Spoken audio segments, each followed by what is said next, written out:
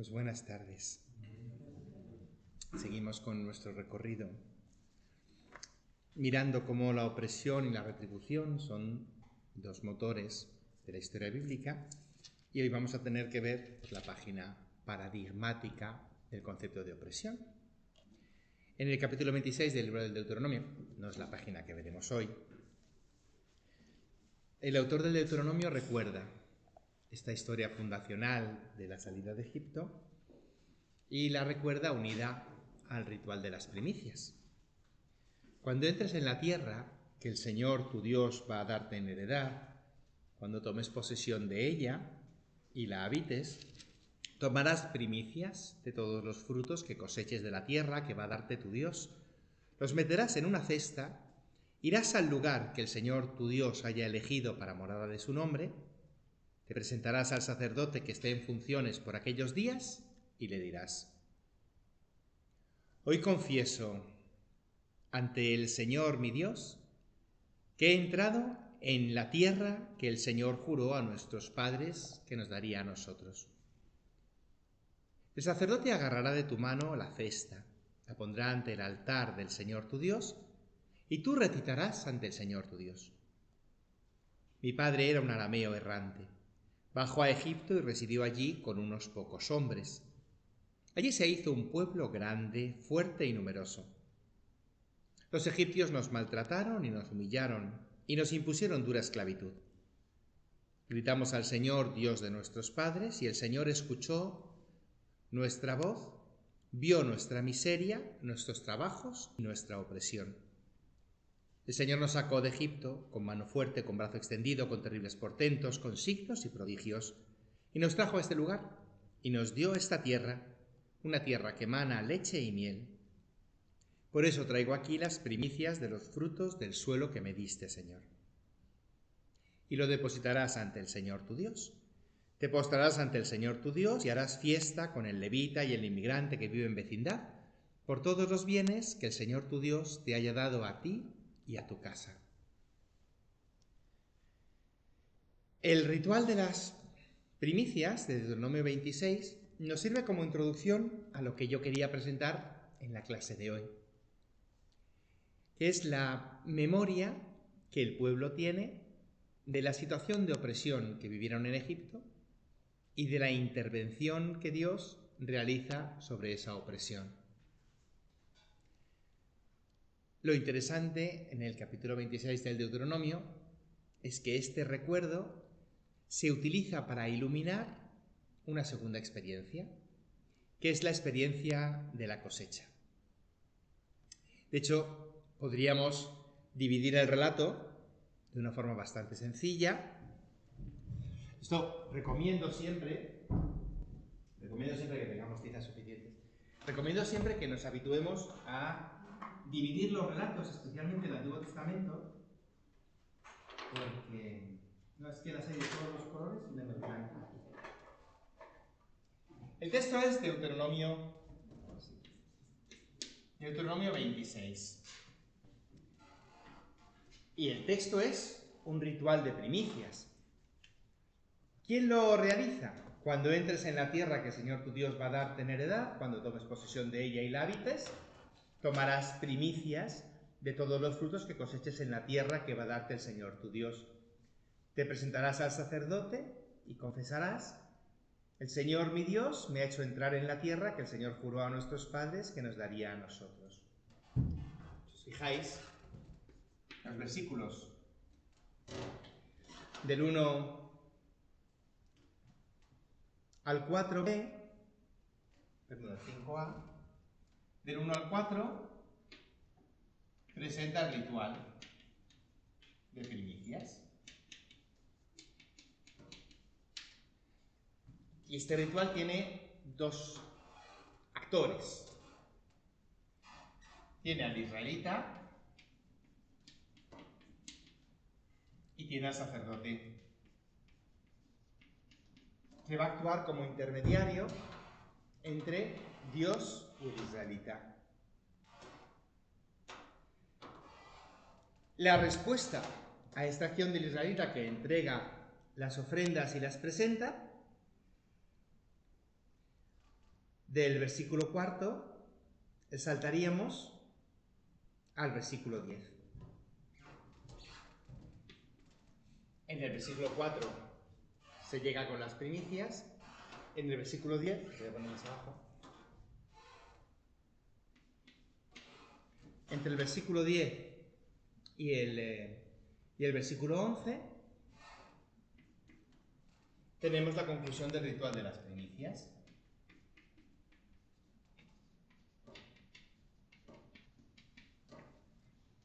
Primera parte, llevarás los frutos.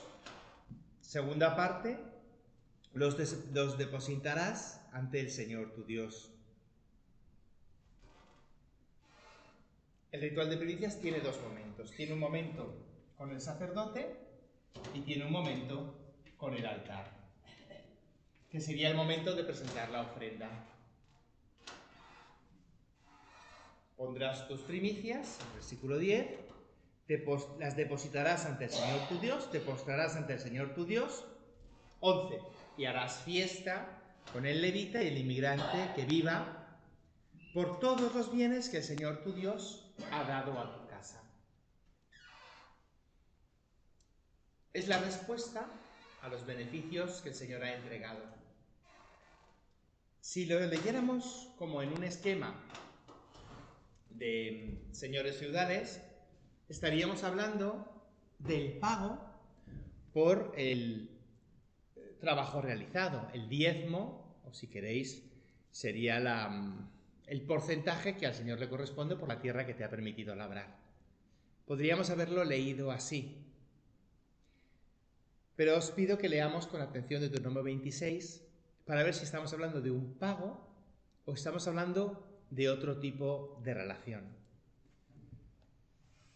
La primera expresión que nos da palabra, por tanto nos da una interpretación de lo que está sucediendo, tenemos un gesto que es entregar las primicias y luego unas palabras que las tenemos en Deuteronomio 26:3.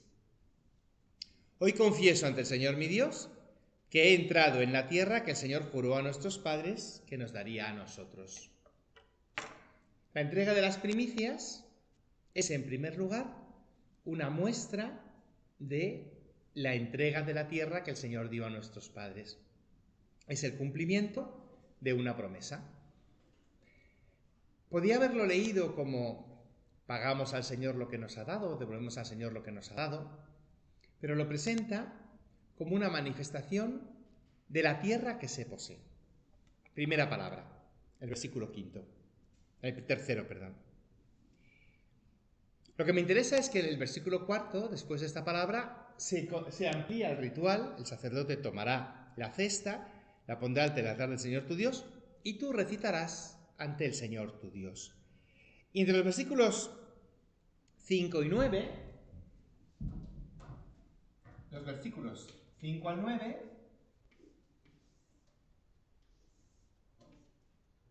presentan una identidad. Si os acordáis del curso de introducción, esto Conrad lo llama un credo histórico. Tenemos que pararnos un momento ante esas dos palabras, la palabra confesar y la palabra credo. Nos paramos un segundo porque nosotros las utilizamos de un modo muy específico y a lo mejor no las estamos utilizando de la forma correcta. En primer lugar, la palabra confesar es una palabra de declaración. Es más cercana a testificar que a pedir perdón. Cuando dice en el versículo 3, confieso que hemos entrado en la tierra que el Señor mi Dios, el Señor nuestro Dios, juró a nuestros padres, confieso ante el Señor mi Dios que he entrado en la tierra que el Señor juró dar a nuestros padres, lo que estoy haciendo es dar testimonio. Las primicias son una prueba de que el Señor ha cumplido la palabra que prometió. El segundo término, credo, de credo histórico, nuestra confesión de fe, nuestro credo, es literalmente eso, un testimonio, un declarar públicamente una verdad.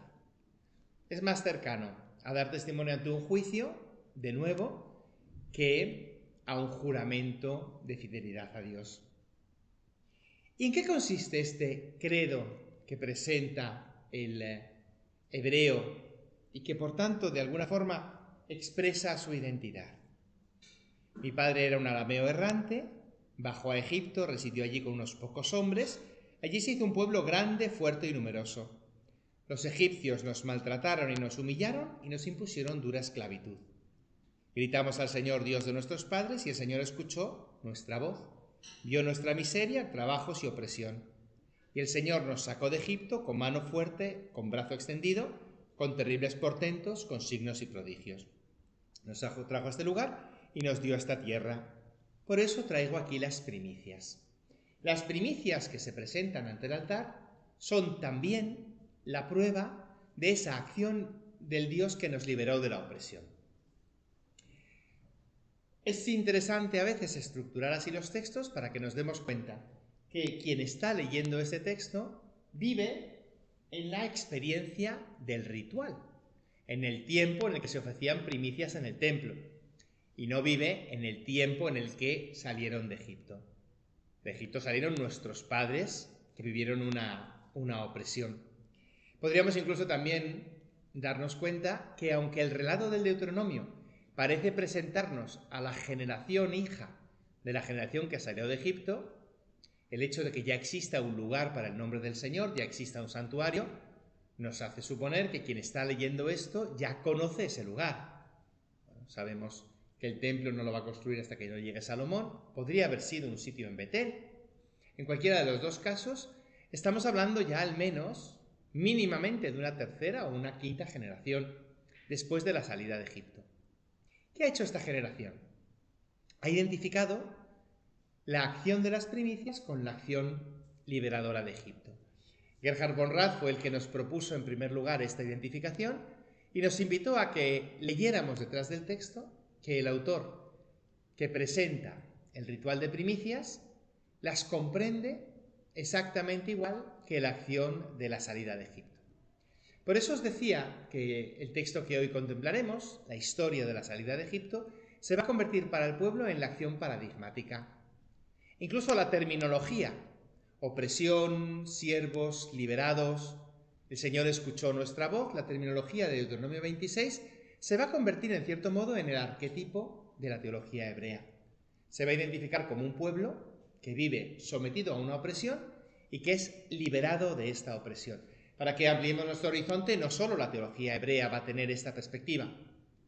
La misma teología paulina va a identificar también, en la carta a los romanos específicamente, a la creación como sometida a una frustración, de la que la libera la acción específica del Cristo en su muerte y en su resurrección, en la acción en la cruz. Podríamos leer, por tanto, la relación entre Dios y la humanidad como una acción de un Dios que retribuye al pueblo oprimido con la libertad que se merece, que restablece al pueblo en su situación originaria. Por eso la acción de presentar las primicias, que significa estar libre de la opresión de la muerte, del hambre, la identificamos con la acción de estar libre de las cargas o las obligaciones de Faraón.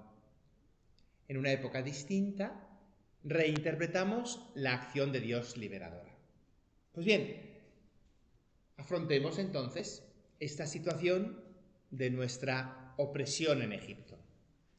Antes de comenzar con el libro del Éxodo, os recuerdo que el autor del libro de Génesis, en el capítulo 15, cuando narra la primera promesa de la descendencia abrahámica, conocemos un poco esta alianza de Dios con Abraham, nos suena, ¿no? El Señor le hizo salir a Abraham afuera y le dijo: mira el cielo, cuenta las estrellas si puedes, así será tu descendencia. Abraham creyó y el Señor se lo apuntó en su haber. En este capítulo 15, en el que por primera vez el Señor muestra una imagen de la inmensidad del pueblo, las estrellas, aparece también la primera narración de la opresión de Egipto. A tus descendientes les daré esta tierra desde el río de Egipto al gran río Éufrates. Pero tienes que saber que tu descendencia vivirá como forastera en tierra ajena. Tendrá que servir y sufrir opresión durante 400 años, pero yo juzgaré al pueblo a quien han de servir y al final saldrán cargados de riquezas. Tú te reunirás en paz con tus abuelos y te enterrarán ya muy viejo. Me interesa introducir esto porque el autor del Génesis, cuando redacta la última versión, lee la historia de Abraham a la luz de la historia de Egipto. De nuevo, la opresión de Egipto se convierte en la clave que interpreta la promesa de la tierra y de la descendencia. Lo ha hecho el autor del Deuteronomio, lo ha hecho el autor del Génesis. En ambos casos se destacan el elemento de la opresión por parte de los egipcios y el elemento de la acción que libera de la opresión por parte de Dios. Bueno, pues tendríamos que preguntarnos qué le corresponde a este pueblo que ha oprimido al pueblo hebreo. En Génesis 15, la expresión que tiene, 15:14, yo juzgaré al pueblo al que han de servir.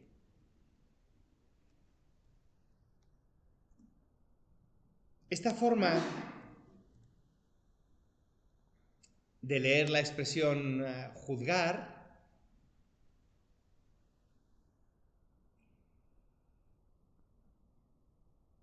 va a contrastar un poco con el modo como Dios juzga, por así decirlo, al pueblo egipcio. Quiero partir de esta concepción de Génesis 15, que es la última interpretación del evento del Éxodo, para que ahora, al repasar un poco el suceso de Éxodo, podamos leer desde otra forma la acción, y lo voy a decir claramente, violenta y desproporcionada que Dios ejerce sobre la nación egipcia. Intentaremos resolver el gran conflicto del aparente desinterés de Dios ante las muertes de los primogénitos del rey de Egipto. Para poder leer este texto tenemos en mente toda la acción del Génesis en la que Dios había ido poniendo límites a la acción de la violencia. Tenemos que tener en mente esa alianza que vimos la semana pasada de ese Dios que al ver la violencia sobre la tierra había decidido exterminarla, es decir, pagar la violencia con violencia, y en ese punto había reconocido su desproporción y por tanto su error. Se había dado cuenta de que el corazón del hombre está torcido desde la adolescencia y que erradicar la violencia suponía erradicar la vida del hombre. Y jura a sí mismo, no erradicaré jamás la vida de la tierra. Como os digo, esta postura de un Dios que custodia la vida parece en contradicción con el Dios que vamos a ver en el relato del Éxodo. Por otro lado, el Dios del Éxodo nos resulta un Dios tremendamente familiar y comprensible. La reacción frente a un adversario, podríamos decir, que nunca es desproporcionada hasta que el adversario está completamente sometido. Desde esa segunda clave, la violencia que Dios va a ejercer sobre Egipto, sobre Faraón y sobre todo el pueblo de Egipto, esta violencia que además va a ser creciente, la podríamos interpretar simplemente como la acción de defensa de lo propio en la cual hay que utilizar todos los medios necesarios. Dos perspectivas: abuso de violencia o uso de los medios necesarios. El punto de partida de nuestro relato del Éxodo es precisamente una situación de opresión. Ya hemos visto que en el capítulo 26 del Deuteronomio no hay un juicio moral sobre esta opresión. Los egipcios nos oprimieron. Tampoco en Génesis 15 hay una lectura moral sobre esta opresión. En el relato de Génesis 15, este servicio, que será un poco el término ebed, servidor, el término que se utilice, es un servicio que se considera proporcionado. La tradición de Génesis nos recuerda que el pueblo desciende a Egipto muertos de hambre y por tanto sirven a los egipcios a cambio de comida. Conservar la vida hace proporcionado cualquier tipo de servicio. El valor extraordinario de la vida, si queréis el valor absoluto de la vida, permitiría un servicio oneroso también de forma extrema. De hecho, el juicio de opresión no está en el servicio que se presta. En Éxodo 1, el problema de la opresión no nace porque los hebreos tengan que ser servidores de los egipcios, que cuiden sus campos, porque trabajen en la construcción de las ciudades. Éxodo va a introducir un elemento muy específico para justificar la aparición de la opresión. El comienzo nos lista a los israelitas que fueron a Egipto, nombre de los israelitas que viajaron a Egipto. Los israelitas crecían, se propagaron, se multiplicaron y se hicieron fuertes en extremo e iban llenando todo el país. El crecimiento de los israelitas podría suponer, en principio, una bendición para el pueblo de Egipto. Más braceros, más campos que se cultivan. Acordaos que los hebreos son pastores, son agricultores, son inmigrantes que se sitúan viniendo de una tierra que no tiene posibles. En principio, esta inmigración supone siempre un enriquecimiento de la nación. No habría necesidad de una opresión, puesto que el trabajo se consideraría un modo natural de vida. Es parecido a lo que vimos en Génesis 2, cuando Dios coloca al hombre a cultivar el jardín. No hay una lectura negativa de este cultivo del jardín en Génesis 2. Le hemos añadido una lectura negativa en Génesis 3, cuando Dios, hablando al hombre, le dice: ganarás el pan con el sudor de tu frente. Quizá porque hemos cortado ahí la frase, porque el texto, si os lo leo, continúa diciendo: la tierra dará espinas mientras tú la cultives.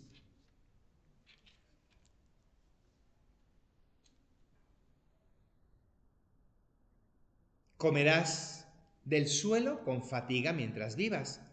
Brotará para ti cardos y espinas y comerás hierba del campo. Con sudor de tu frente comerás el pan hasta que vuelvas a la tierra, porque de ella fuiste sacado. En principio, comer el pan con el sudor de la frente no supone una carga. Cuando nosotros jugamos un partido y lo ganamos, sudar es un signo de haber disfrutado, ¿no? La pega es que cuando cultivamos la tierra no siempre nos produce lo que necesitamos. La pega no es fatigarnos, sino fatigarnos sin retribución adecuada. Es verdad que lo hemos leído siempre como un castigo. Quienes habéis venido a clase conmigo sabéis que insisto, es posible que sea un castigo, pero insisto en que el libro de Génesis no lo dice. No dice que el hombre esté maldito, sino que la tierra está maldita. Podríamos también interpretar que cuando el hombre decide cómo cultivar, se hace dueño del conocimiento de lo bueno y de lo malo, el hombre en muchas ocasiones maldice la tierra, es decir, la cultiva de forma inadecuada, de forma desproporcionada o de forma poco productiva. Todos hemos tenido la experiencia de vivir con alguien que no reconoce una metodología más eficaz y que se empeña en hacer las cosas pues a cabezón. La tierra queda maldita porque los frutos no se producen, porque el método que el hombre ha utilizado no es el adecuado. Así que si levantamos un poco nuestra antigua certeza de que trabajar es una maldición y nos ponemos en la posición del inmigrante condenado a la pobreza y al hambre, al que se le ofrece trabajar, pensad, ¿no? Los obreros de la viña, el trabajo se convierte en una bendición. Poder cultivar la tierra, poder cuidar de tu familia, supone una bendición y por tanto, así como el crecimiento de la inmigración en Egipto sería una bendición para el país, el hecho de ser acogidos como inmigrantes en Egipto sería una bendición también para estos hebreos. En un primer plano podríamos leer la presencia de los hebreos en Egipto como una bendición para ambos. Sin embargo, el versículo 9 tiene una lectura distinta. Subió a Egipto un faraón que no había conocido a José y dijo: mirad, los israelitas se están volviendo más numerosos y fuertes que nosotros. Vamos a vencerlos con astucia, pues si no, crecerán, y si se declara la guerra, se aliarán con el enemigo, nos atacarán y después se marcharán de nuestra patria.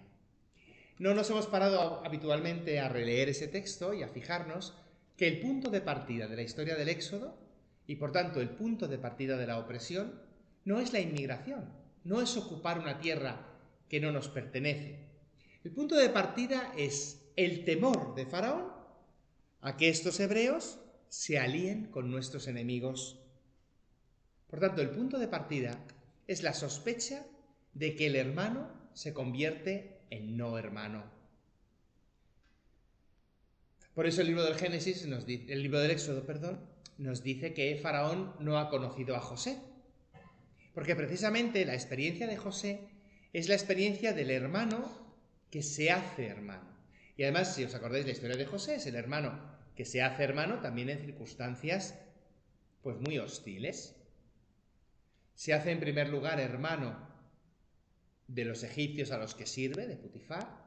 Se hace hermano de los egipcios con los que comparte celda.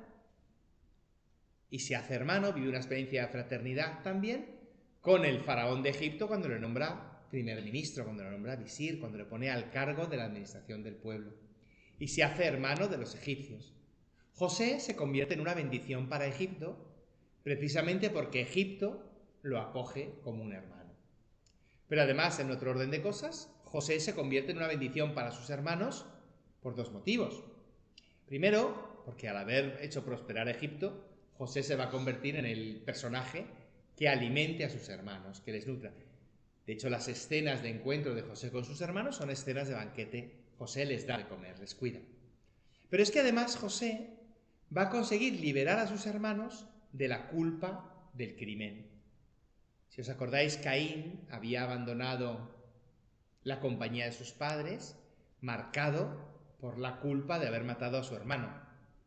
Cualquiera que me encuentre me matará. Haber rechazado la vida cargaba sobre Caín la culpa de no tener derecho a esa vida. Judá, Simeón, Leví, Rubén cargarían sobre ellos también esta culpa de haber matado a su hermano. Y fijaos que es una culpa que no tiene forma de redimirse, porque una vez que has matado a tu hermano no hay forma de que tu hermano reaparezca. Una vez que matas una cabra podrás comprar o conseguir otra. Una vez que quemas una casa podrás edificar otra, pero no puedes devolver la vida. Y sin embargo, José, al presentarse vivo, redime, si queréis, esa culpa que los hermanos tenían. Por eso os digo que el hecho de que Faraón no conozca a José hace que nos demos cuenta que Faraón, el nuevo Faraón, desconoce que estos extraños son también hermanos y toma una decisión. Lee a los extraños como adversarios. Así que aunque el libro del Éxodo no lo diga, no hace falta que nos lo escriba, todos hemos vivido esta experiencia, lo que mueve al faraón es el temor. El temor a su propia estabilidad o el temor a la organización de su propia patria. ¿Y cómo reaccionamos ante una amenaza, ante el temor? Con un ejercicio de violencia. Nos parecería que es la respuesta proporcionada, la retribución adecuada. Así pues, nombró capataces que los explotaron como cargadores en la construcción de las ciudades granero de Pitón y Ramsés. Pero cuanto más los oprimían, ellos más crecían y se propagaban. Primer intento. Ejerce una opresión de trabajo, sin embargo consiguen que los hebreos se multipliquen. Segundo intento. Hartos de los israelitas, los egipcios les impusieron trabajos penosos. Les amargaron la vida con dura esclavitud, imponiéndoles los duros trabajos del barro, ladrillo y toda clase de trabajos del campo. Un primer intento de opresión por medio del trabajo. Curiosamente, para el autor del Éxodo, esta primera opresión no supone una queja. El pueblo calla. Segundo intento, el rey de Egipto ordenó a las comadronas: cuando asistáis a las hebreas, si os llegue el momento, si es niño lo matáis y si es niña la dejáis con vida. pero las comadronas lo respetaron. Así que el rey de Egipto ordenó a sus hombres, cuando nazca un niño, echadlo al Nilo y si es niña, dejadla con vida. Segundo momento de opresión. El rey de Egipto se hace dueño de la vida del pueblo. Decide quién vive y quién no vive. Nos puede resultar desproporcionado, pero de nuevo, en un régimen feudal, que es el que conocemos en nuestra estructura social, y en el régimen egipcio, que no sería otra cosa que un régimen feudal con otro conocimiento de la dignidad humana, en un régimen feudal el señor no solo es dueño de los bienes, es también dueño de las personas. La experiencia de esclavitud incluía el elemento de perder el derecho a tu propia vida. El faraón se está abrogando una autoridad que no le corresponde. La autoridad del trabajo de la tierra y la autoridad de la vida. Si os acordáis, cuando Eva tiene el primer hijo, lo llama Caín, del verbo caná, que significa obtener, y dice: el Señor me ha obtenido un hijo para mí. El Señor me lo ha entregado. El poder sobre la vida y sobre el trabajo pertenece al Señor. Conocemos después la historia. El Señor rescata al hijo de esta mujer de la tribu de Leví, a Moisés. Moisés crece, se encuentra donde están sus hermanos, vio como un egipcio maltrata a un hebreo. Versículo 12, 2:12, miró a un lado y miró a otro lado, y viendo que no había nadie, mató al egipcio y lo enterró en la arena. Sutilmente el autor del Éxodo cualifica la acción violenta de Moisés. Primero porque indica que es un hebreo contra un egipcio. Y segundo porque tiene que introducir un elemento. Miró a un lado y miró a otro. Si lo pensamos, la primera acción de homicidio que había ocurrido en Caín carece de estos dos elementos. El homicidio de Caín se realiza de un hermano contra un hermano, miembros del mismo pueblo. En segundo lugar, el homicidio de Caín se realiza a la vista de Dios. En cambio, el homicidio de Moisés se realiza precisamente sin esas dos características. Toma postura por uno de su pueblo. Ejerce una violencia que nosotros, es verdad que tendríamos que analizar detenidamente hasta qué punto estaba maltratando al hebreo, y quizá en el tribunal pues tendríamos que demostrar que la acción de Moisés fue proporcionada para defenderlo como legítima defensa. Sabéis que en nuestro ordenamiento jurídico esto no se considera legítima defensa. Moisés tendría que haber demostrado que también había una amenaza hacia él. Bueno, eso es nuestro ordenamiento jurídico. En el ordenamiento jurídico de nuestras bandas juveniles, si es uno de los míos, tengo todo el derecho del mundo a defender a uno de los otros. Es el esquema que tendría el lector del Éxodo. Nosotros protegemos a los nuestros. Veremos la regla del Levítico, que es amar a los tuyos, no guardarles rencor.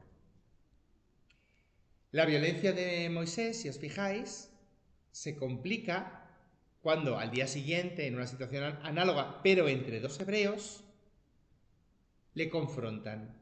¿Quién te ha nombrado juez y jefe nuestro? ¿Es que pretendes matarme como mataste al egipcio? Y Moisés se asustó pensando que la cosa se había sabido, y cuando se supo, el faraón supo el hecho, buscó a Moisés para darle muerte. La muerte es la retribución del asesino. Moisés ha pretendido ocupar el puesto de juez y por tanto tiene que huir. Es una huida, si la veis, muy parecida a la huida de Caín, pero con un matiz diferenciador. Caín huye porque ha cometido un crimen execrable. Moisés huye porque ha ocupado el puesto de juez. Huye frente a los egipcios, pero no tendría por qué huir ante los hebreos. Nos ayuda a preguntarnos cuál es la forma de responder ante esta opresión. Y nos indica que la primera respuesta, devolver mal por mal, no va a ser la respuesta que escoja el autor del Éxodo. Bueno, Moisés se retira, llega a la zona de Madián, conoce a Séfora, su esposa, queda como extranjero en tierra ajena. De hecho, su hijo lo va a llamar Gersón. Ger significa extranjero. Y nos suena a esa huida que Caín había tenido que afrontar viviendo como extranjero lejos de la presencia del Señor, lejos de la tierra. Parecería que la vida de Moisés termina bien. Tiene sus ganados, tiene su esposa, tiene un suegro sacerdote de Madián, sacerdote del Dios Altísimo. La violencia no ejercida contra un miembro del pueblo te trae como retribución una bendición de Dios. Y sin embargo aquí en el versículo 23, los gritos de auxilio de los esclavos llegaron a Dios. Lo interesante es que el versículo 23 comienza diciendo: pasaron muchos años, murió el rey de Egipto y los israelitas se quejaban de la esclavitud y clamaron. El autor del Éxodo, el último redactor, ha separado este grito para poder introducir entre medias la acción liberadora de Moisés. Digo que lo ha dilatado porque el versículo 23 comienza diciendo: pasaron muchos años. Si yo vuelvo al capítulo primero, a la dura esclavitud impuesta mientras se edifican las ciudades de Pitón y Ramsés, me parecería que la queja tiene que estar en esta página y no esperar 2 páginas enteras antes de clamar al Señor. De hecho, nosotros clamaríamos al segundo día en el que nos hicieran trabajar sin pagarnos lo suficiente. El redactor de Éxodo ha introducido entre medias la acción liberadora de Moisés para indicarnos que es una acción imperfecta. Es una liberación que solo se ejerce sobre la persona de Moisés y tiene un coste. La liberación de Moisés, se libra de la condena a muerte, supone perder su tierra y perder su familia, perder su pueblo, constituir un pueblo nuevo. Por eso, la respuesta de Dios se sitúa en este momento. Los gritos de auxilio de los esclavos llegaron a Dios, Dios escuchó sus quejas, se acordó de la alianza hecha con Abraham, Isaac y Jacob, y viendo a los israelitas, Dios se preocupó por ellos. El redactor final ha querido introducirnos la respuesta a la queja con el vínculo hecho con Abraham, Isaac y Jacob. Y esto supone que para el redactor final de Éxodo, la respuesta de Dios ante la opresión es una respuesta que hay que leerla a la luz de esa alianza hecha con Abraham, ¿no? Yo estaré siempre contigo y con los tuyos. Yo me ocuparé siempre de ti y de los tuyos. Utiliza la palabra alianza, aunque la alianza de Sinaí la vamos a realizar 17 capítulos después. El Señor escuchó los gritos. ¿Y qué hace el Señor cuando escucha los gritos? Bueno, pues llama a Moisés. La escena de la zarza, 3:7, he visto la opresión de mi pueblo en Egipto, he oído sus quejas contra los opresores, me he fijado en sus sufrimientos y he bajado a librarlos de los egipcios y a sacarlos de esta tierra para llevarlos a una tierra fértil, espaciosa, tierra que emana leche y miel, país de cananeos, hititas, amorreos, fereceos, heveos y jebuseos.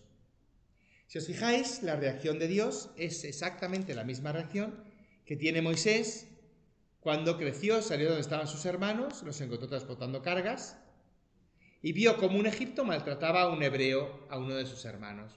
Y Moisés interviene. Si queréis, la acción de Dios introduce además el aspecto de clamar. Escuché los gritos. La diferencia es que a Moisés se le acusa de convertirse en juez. Y Dios sí que puede atribuirse la propiedad de ser juez. De hecho, en Génesis 15, hemos leído antes que Dios decía: yo juzgaré al pueblo que los oprima. Así que para el autor del Pentateuco, la acción que se produce en Egipto es una acción de juicio. No es una acción de defensa y no es una acción de revancha. La acción de defensa introduce siempre la presencia de una violencia suficiente para contener la violencia que nos amenaza. Y la acción de revancha introduce siempre la imagen de una violencia proporcionada al mal que se ha sufrido.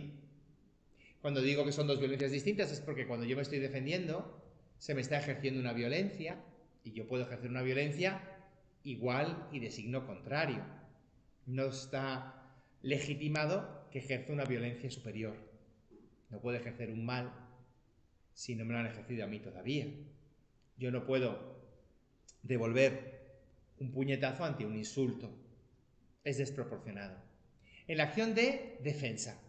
En la acción de revancha, en cambio, el mal que se me ha provocado no solo es la violencia sufrida, sino esas consecuencias. Uno puede simplemente decir una palabra falsa contra mí, es una acción verbal, pero esa palabra puede haberme supuesto perder el trabajo, perder la fama. En ese caso, la revancha, la acción de, voy a utilizar con cuidado la palabra venganza, la retribución necesaria no es solo la proporción de la violencia, es una violencia proporcionada al efecto causado.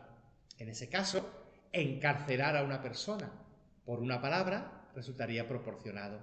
No tanto por la acción, sino por la consecuencia que la acción ha tenido. Esa persona tendría o no pena de cárcel en función de cómo ese falso testimonio me hubiera afectado de un modo o de otro. He utilizado indistintamente las palabras venganza y revancha porque en la concepción hebrea van a estar muy cercanas. Os invito a releer el comienzo del libro del profeta Nahum, donde a Dios se le define como el Dios de la venganza, que en el fondo es también el Dios que rescata. Es el Dios que se apropia de lo que le pertenece. Y este sería el sentido más originario del Naham hebreo, de la imagen de la venganza. Apropiarme, recuperar lo que me pertenece. Por tanto, entrar en casa de mi adversario a apropiarme de lo que él me ha robado. Y para ello tendré que utilizar los medios necesarios. Pues bien, la reacción del Señor contra Egipto no es una acción de revancha, ni es una acción de defensa, es una acción de juicio. Nos parecería un poco similar, pero ya nos vamos dando cuenta que en nuestro uso de las dos palabras, venganza y juicio, revancha y juicio nos parece siempre más ecuánime, más equilibrado. Juicio siempre tiene detrás un texto legal que no está mediado por la pasión, no está cegado por la ira. Mientras que revancha nos parece siempre que es un movimiento que nace de nuestra ira y de nuestra violencia. Por eso es interesante que se introduzca la reacción de Dios sobre Egipto como un juicio. ¿Y en qué consiste el juicio? El juicio consiste en esclarecer la posición de cada uno de los miembros, la víctima y el agresor. El objetivo de un juicio no es describir lo que sucede, sino describir también cuál es la posición de las dos personas que se presentan ante el tribunal, discriminar cuál de los dos es víctima y cuál es agresor. En cierto sentido, la acción del juicio sería clarificar quién está apropiándose de lo que no le pertenece. En el caso de una casa es claro, el juicio establece a quién pertenece auténticamente la casa. En el caso de Egipto, y por eso os invito a que introduzcamos el elemento del juicio para leer este relato, lo que se va a establecer es quién es auténticamente el señor del pueblo. Está muy claro quién tiene la autoridad para oprimir al pueblo. Faraón tiene la capacidad de forzar al pueblo a trabajos. Tiene incluso la capacidad de recortarles la paja, como veremos cuando Moisés se presenta reclamando. La primera reacción que hace Faraón es recortarle la paja a los hebreos. En el capítulo 5, ¿quién es el Señor para que yo tenga que obedecerle?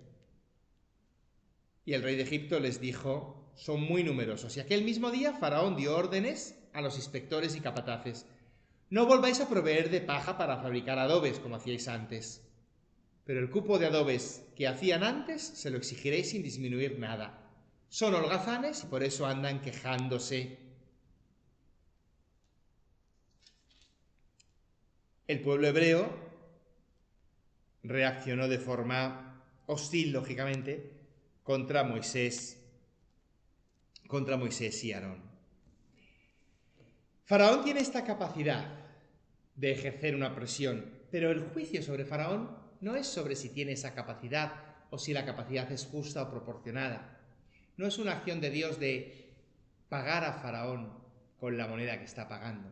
Es un juicio sobre si Faraón es el señor del pueblo.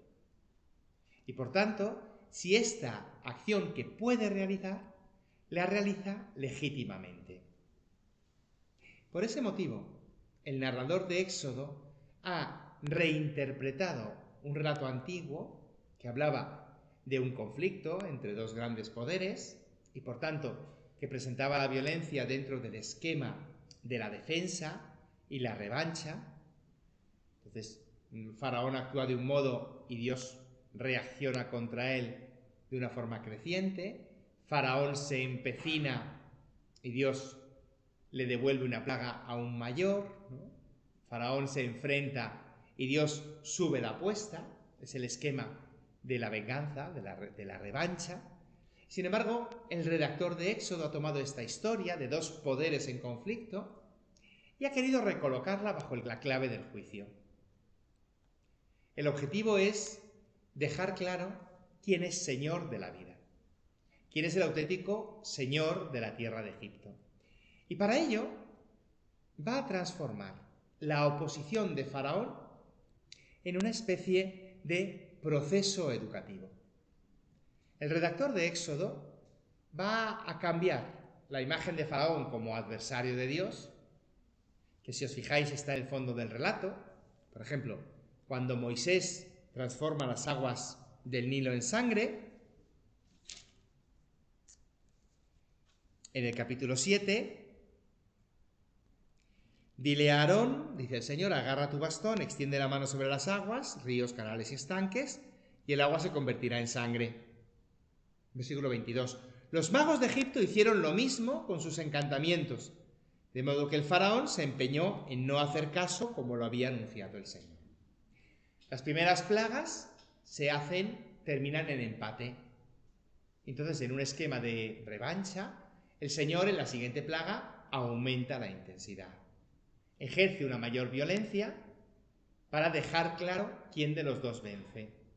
Pero el esquema que os digo de la redacción final no es un esquema de venganza, es un esquema de juicio. Por eso añade en este versículo 22, el faraón se empeñó en no hacer caso como lo había anunciado el Señor. El tema del relato de las plagas de Éxodo es un tema de hacer caso o no hacer caso. En una expresión hebrea, tener el corazón duro. Para que entendamos mejor esa expresión hebrea, nosotros, gracias a Dios, tenemos otra expresión. Tener la cabeza dura, ser tercos, ser, ¿no?, de cabeza dura. Nos da la imagen de una cabeza en la que no entran ideas. Si reinterpretamos la antropología hebrea, en la cual el órgano del pensamiento, de los sentimientos, no es la cabeza, como es en la antropología griega, sino que es el corazón, tener el corazón duro es la misma experiencia antropológica. Es no permitir que una enseñanza cale. No hacer caso porque no soy capaz de aceptar esa enseñanza. En este esquema educativo del juicio, el Señor, como buen maestro, pues actuaría como nosotros aprendimos en algunas ocasiones, sabiendo que la cabeza dura se ablanda pues a golpes, o al menos a golpe de repeticiones, golpeándote hasta que tu cabeza se ablande. Eso es lo que va a ocurrir en la redacción de Éxodo. Por eso me parecía interesante que viéramos esta gran acción de violencia de Dios, quizá la más desproporcionada, y digo la más desproporcionada porque en el resto de las historias de violencia que tenemos, las violencias son puntuales. Se envía fuego sobre la ciudad de Sodoma. Es verdad que es destruida, pero no es repetitiva. Éxodo es el único caso de un Dios que sistemáticamente castiga a una población. Bueno, exactamente no es el único caso. Tenemos otro caso parecido en los profetas Amós y sobre todo Ageo. Es un texto en el que estaréis un poquito menos familiarizados, pero en cuanto os lo lea veréis que suena de fondo el relato el relato del Éxodo.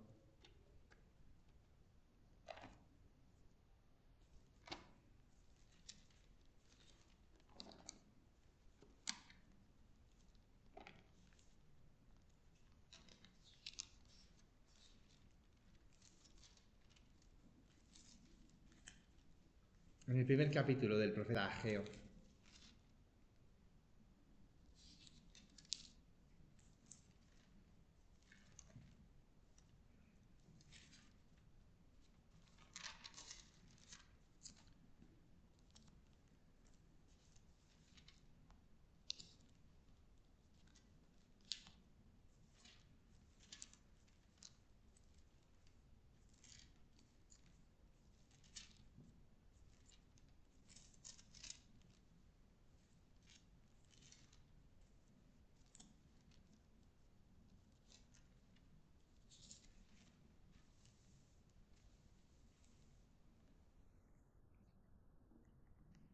Dice Ageo 1:10, ¿no?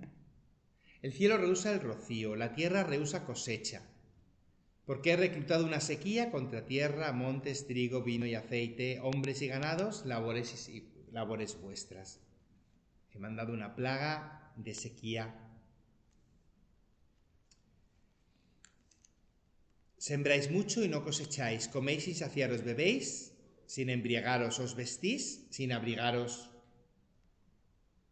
Recordando al profeta Amós, les va diciendo: os envié el pulgón, os envié la peste, pero no volvisteis a mí. Hay una imagen de un señor que utiliza la naturaleza para que el hombre comprenda quién es señor de la naturaleza. Esta es la imagen que está detrás del relato del libro del Éxodo. Educar a Faraón y colocarle en una posición en la que Faraón pueda reconocer al Señor como Señor. Os diría, por tanto, que las plagas de Egipto no se dirigen contra el pueblo de Egipto. El libro del Deuteronomio nos decía que el Señor nos sacó de Egipto con grandes signos y prodigios. Parecería que estos signos y prodigios están hechos para demostrar la potencia de Dios, para que el pueblo de Egipto quede aterrado. Estaría hecha directamente para el corazón de Faraón, o el corazón del pueblo de Egipto, para que queden abrumados por esta acción de Dios y no tengan otra posición que reconocer el señorío de Dios. Desde esta clave, el proceso en Faraón no es un proceso de hostilidad contra Dios. Hemos visto que el inicio de la opresión había sido el miedo. Sin embargo, en el relato de las plagas, el motor no va a ser el miedo, sino la desobediencia. ¿Quién es el Señor para que yo le obedezca? ¿Quién es Señor de Egipto? El final de las plagas, después de la muerte de los primogénitos, va a ser precisamente la reacción de Faraón, dejando marchar al pueblo, haciendo finalmente lo que el Señor había pedido. Si leéis las plagas, gradualmente Faraón va a ir aceptando parte de los mandatos de Dios, va a ir negociando con él. Os dejo salir, pero no dejo salir a vuestros ganados. Os dejo salir con los ganados, pero no dejo que salgan también las mujeres y los niños. Os dejo ir, pero solo un día y no 3. Faraón va a intentar obedecer de forma parcial. Bueno, pues para convencerle de que debe obedecer de forma total, el Señor va a actuar ejerciendo su señorío. De esta forma hemos transformado una acción de una violencia casi cruel, exterminar a todos los primogénitos, enviar una plaga contra todos los animales, hacer sufrir con úlceras, ¿no?, todos los vivientes. Son acciones que, si las visualizáramos en una situación de guerra, reconoceríamos que son desproporcionadas. Lo que era un relato de venganza, el autor del Éxodo lo ha releído como un relato educativo. Es un proceso en el que el corazón del hombre viene educado a través del terror que provoca la potencia de Dios. Y utilizo la palabra terror en el sentido de sobrecogerse. ¿Por qué terror? Pues porque veis que el inicio de la historia de la opresión había nacido ante el miedo. Es una de las emociones básicas. porque es la emoción que nace cuando nosotros no somos dueños de lo que nos está sucediendo. Temor es la emoción que nace cuando no tenemos una clara relación con quien ejerce el poder en nuestro entorno. Terror es la respuesta ante una amenaza. Cuando no soy capaz de establecer una relación con el Señor, el esquema del Éxodo lo que propone es que el Señor, nuestro Dios, genere una situación de sobrecogimiento para que el corazón de Faraón reconozca su fragilidad y se vea obligado a reconocer al Señor como su Señor. El redactor de Éxodo le ha dado la vuelta a la imagen de la violencia usándola de forma educativa. Y en este sentido ha eliminado el problema de la violencia excesiva. Porque ahora sí, con tal de convertir un corazón, ¿cuál es el terror proporcionado? Por así decirlo. Para conseguir que Faraón reconozca su fragilidad, el terror proporcionado, o la violencia proporcionada, será aquella que provoque un terror a la medida de la dureza del corazón de Faraón. Y desde este punto de vista, el exterminio de los primogénitos como acción definitiva es el único modo en el que Faraón pueda reconocer que no es señor de su propia vida. Cuando quede demostrado que la vida proviene del Dios de la vida y no de Faraón. De esta forma, el autor de Éxodo ha desactivado esa visión de un Dios desproporcionado y cruel que lo identificaba con los grandes emperadores. El relato originario de Éxodo, y tristemente quizá la forma como narramos ese relato, nos identifica a Dios, pues con un Nerón, con un Alejandro, en nuestros casos más contemporáneos, ¿no? Con un Stalin, con un Hitler. Nos identifica a Dios como con alguien con un poder absoluto que lo ejerce y ejerce la violencia de cualquier modo con tal de obtener sus objetivos. Introduciendo el esquema del juicio y por tanto introduciendo la dinámica de la educación del corazón, esta desproporción del relato encuentra proporción, puesto que el corazón de Faraón era desproporcionadamente duro. Y en ese sentido hay que redoblar la manifestación de soberanía. Generar en el corazón este tipo de terror lo que busca es establecer relación entre Faraón y Dios. Resolver esa pregunta del capítulo 7. ¿Quién es Dios para venir a decirme lo que debo hacer? Respondiéndola en el capítulo 12, reconociendo al Señor como Señor de Egipto. Y por tanto, doblegando, si queréis, el corazón de Faraón. No aniquilando. De este modo, el autor de Éxodo nos ha dejado una relectura de la opresión de Dios sobre Faraón, permitiéndonos también reconocer una relectura de la opresión de Faraón sobre el pueblo. El origen no está en la maldad del hombre, que genera el temor, sino que el origen está en la ignorancia del hombre que desconoce quién es el auténtico Señor. Bueno, pues tendremos que resolver el problema de la ignorancia, pero si os parece paramos unos minutos